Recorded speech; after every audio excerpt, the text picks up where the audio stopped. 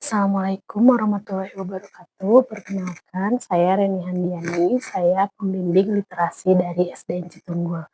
Kali ini saya akan mempresentasikan hasil laporan pengamatan jenis-jenis tumbuhan yang ada di lingkungan sekolah SDN Citunggul.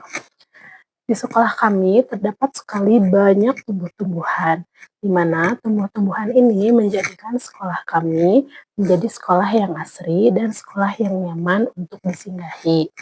Nah, beberapa tumbuhan itu ada berbagai jenis, dari mulai tumbuhan hias, kemudian tumbuhan yang buahnya bisa dimakan, dan juga berupa rumput-rumputan. Nah, berikut adalah laporan yang bisa saya sampaikan.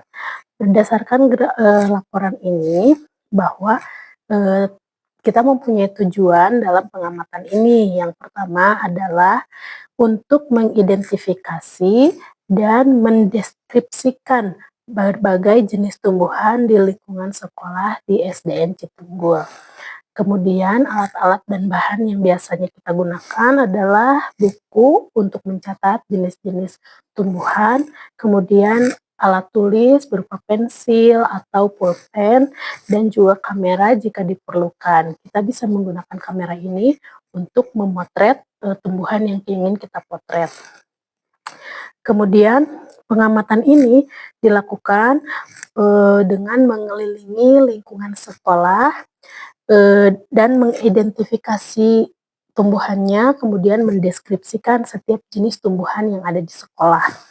Nah, kemudian berdasarkan itu, maka kita memiliki hasil dari pengamatan ini, yaitu beberapa jenis tumbuhan yang bisa kita identifikasi di sekolah, yaitu ada pohon mangga, ada pohon jambu, kemudian ada tanaman hias seperti pohon pucuk merah, kemudian ada juga tanaman-tanaman sirih gading, kemudian ada yang lebih istimewa yaitu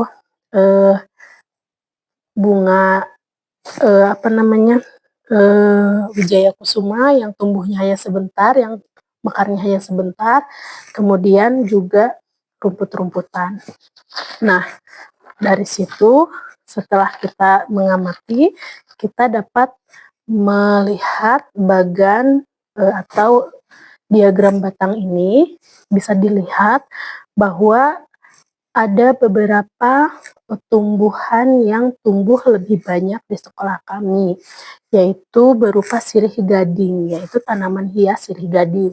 Sirih gading ini setelah kita hitung ternyata banyak sekali, terdapat 16 pot tanaman sirih gading yang digantung di sekolah. Kemudian selain itu juga kami di sekolah menanam banyak sekali pohon pucuk merah, yang dimana fungsinya itu sebagai peneduh dan membuat lingkungan kami menjadi terlihat asri. Nah, pohon pucuk merah ini terdapat 9 pohon. Kemudian ada lagi pohon mangga, walaupun belum terlalu besar, tapi ada 1 pohon. Kemudian pohon jambu, juga pohon yang sedang, tidak begitu besar, ada 1 pohon. Kemudian ada sedikit lahan taman di sekolah kami yang ditanami rumputan.